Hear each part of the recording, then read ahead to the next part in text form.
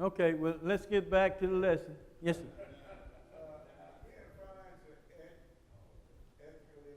Mm-hmm. Right, yeah. Mm-hmm. We're no longer two, but we're one. Right. Mm-hmm. So if I got something laying around and Doris takes it, it don't bother me. She can tell me, she don't tell me, I know who got it. Right. So I ain't even worried about it. Right. Right. And again, that's why I say we got to try to keep things in context, especially when we trying to. This is not. Like I said, this is not just a good story. We're really trying to investigate and turn the mirror on ourselves so that we can know how to make good, sound judgments. And what Brother Dansby is saying is right. And that's why I said that's not really what I was getting at. But I'm getting at the stuff that I gave you examples for. That's how we, because this is what you read in Colossians 3, right? He says, you're not working for the man. You're working for who? The Lord. So we have to make sure our financial earnings are done ethically. We don't want to earn anything unethical because it gets back to the contentment, okay? So we want to be, if we're content, we don't have this desire to be unethical because we found contentment. But now watch what he says. He says, being content with what you have, for he, who is the Lord, has said, I will never, under any circumstances, the Amplified adds, which that's what never is. Never means never, right? So notice he says, desert you, nor give up, or nor leave you without support. So this is what I'm telling us about studying the Word of God. And our faith comes from the study of the Word of God, right? Now, if we believe what Christ is saying, like the Apostle Paul is telling the Hebrews, this is what he's telling the Hebrews. This is why you need to look at your character. This is why you need to examine your character. He says, because this is what the Lord has said. So you need to be able to be content, right?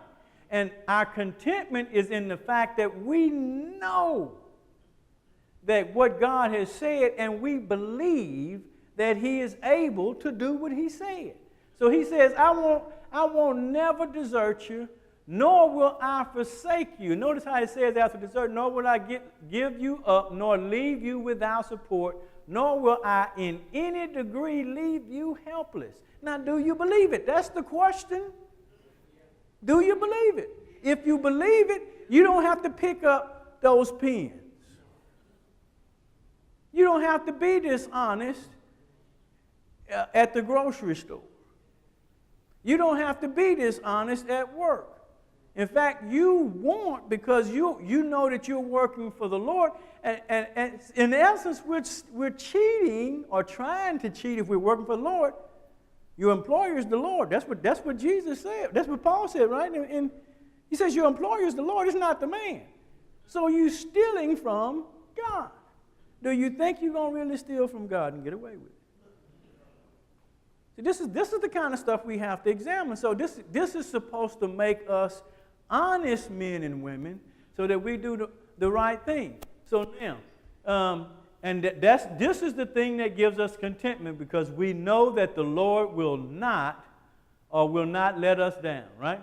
He will never forsake us or let us down or relax his hold on us. Now, if you believe that, you can be content. But I'm going to show you as we go through here, I'm going to show you how the Apostle Paul is not just speaking words, because the things that he's telling the Hebrews, he has put into practice in his own life.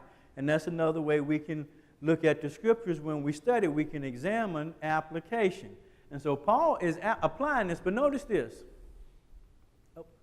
He says, now notice he says, so, right here. That means because of all this stuff up here that he just said, that the Lord will never leave us, desert you, nor forsake you, nor let you down, or relax his hold on you. He says, we take comfort.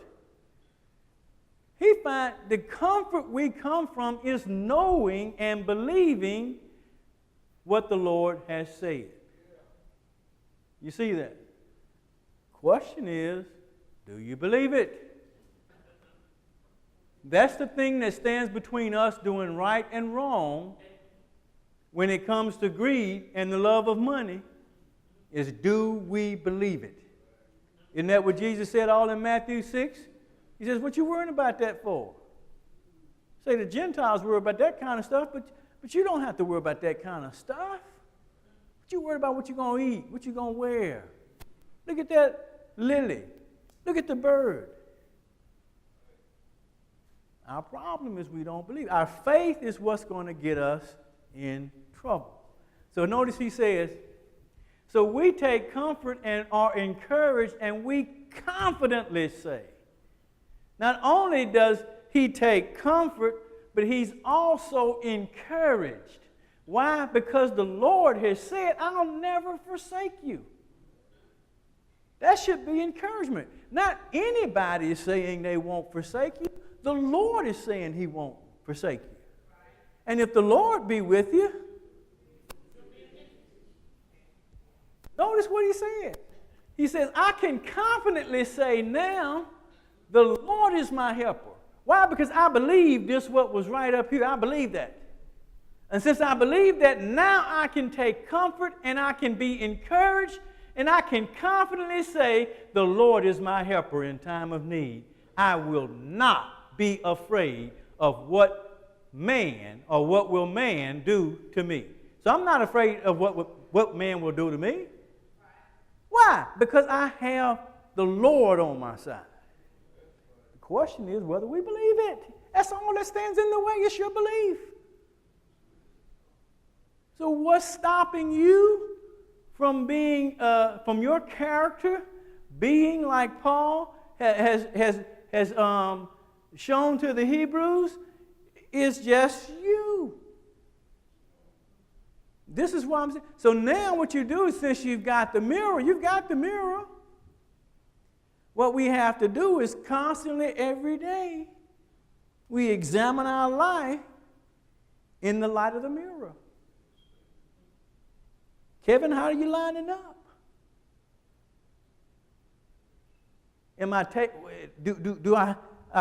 Should I take this pen or should I not take this pen? No. The Lord sees that pen, and he knows I really don't need that pen. The Lord has blessed me sufficiently that I don't need to pick up that pen and take it home. You see what I'm saying? That's the kind of stuff, that's what this is all about. That's the Christian journey. Now notice this, and I told you before in the last lesson, I'm going to probably have to stop here too. Anyway, he says in Philippians 10, this is the Apostle Paul, and if you remember, I told you it was his prison epistle, right? One of his prison epistles. There are 4 prison epistles: Colossians, Ephesians, Philippians, and Philemon. Anyway, here in Philippians 4 and 10, Paul is in prison.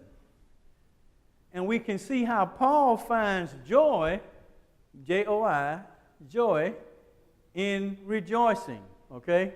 So he says, I rejoice greatly in the Lord that now at last you have renewed your concern for me. He says, indeed you were concerned about me before, but you had no opportunity to show it. And we talked about how the Apostle Paul really was taking up a collection, right, for the poor saints at Jerusalem.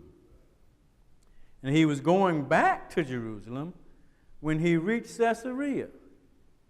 And there was a prophet that came down from Judea whose name was Agabus. This should be in Acts chapter 21. And Agabus took Paul's belt and bonded himself by his hands and his feet. And he says, this is what's going to happen to the man who owns this belt. If you go to Jerusalem, you're going to be bound. And so Luke writes, because Luke wrote the book of Acts, Luke says, well, you can't go, So they all crying and everything, trying to convince the Apostle Paul not to go to Jerusalem. So Paul said, what y'all crying for? What's all these tears? He said, you're breaking my heart with all the tears y'all shedding. He said, but you need to know this. He says, I'm not only ready to be bound, but to die. Paul's going to take that offering to the poor saints at Jerusalem. So Paul is committed. Why? Because of this. Now, Paul goes to Jerusalem, right? And you can tell there's some back and forth, because you can see, if you read the next verse, you can see there's some back and forth between Paul and the disciples there at Caesarea, because they say they gave up after a while. And we tried to convince them to stay, but, we just had to say, let the Lord handle it. You see what they said at the end? So nonetheless, Paul goes to Jerusalem, gets in trouble, right? We know the story. So then he appeals to Caesar, and then God says to Paul, I need you testified here in Jerusalem, but now I need you to testify in Rome. So we know all the events that happened to the Apostle Paul, and through all those events, he's tried. In fact, God puts his nephew in place, so he's aware of the plot of the Jews to try to kill him. Then he gets on the ship after he warns the people not to that the weather's going to be bad, right? But they don't listen, so he gets on the ship wrecks. And notice this. When the ship is getting beat up by the waves, all the men on the ship running in hysteria, they wanting to get off the ship. They throwing stuff off the ship, and they about ready to jump overboard, right? Now, notice the Apostle Paul. Notice how he's resting in his confidence in the Lord. He says, no. He says, unless you stay in the ship, you can't be saved. Can you see that? You got to stay with the Lord. Why is it important to stay in the ship? Because the Lord is on the ship. You see that? Why is it important to stay in the Lord's church? Why? Because the Lord is in his house. No matter how bad the storms get, no matter how much turmoil moral life brings, you can't get out the ship. Because if you get out the ship, you can't be saved. Isn't that what Paul said? He said, in order to be saved, you got to stay in the ship. Thank you. I've enjoyed the class.